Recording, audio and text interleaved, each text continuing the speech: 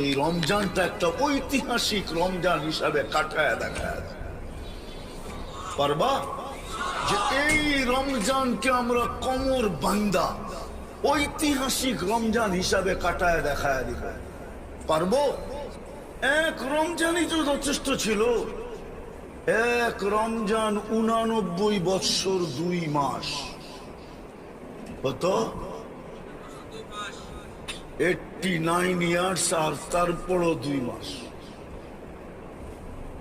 89 বছর 1 মাস 70 মাস আর এক লাইলাতুল কদর 83 বছর 4 মাস দুইটা যোগ করলে হয় 89 বছর কি 2 মাস।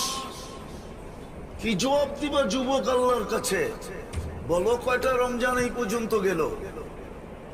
পারতো তো মা বোনরা।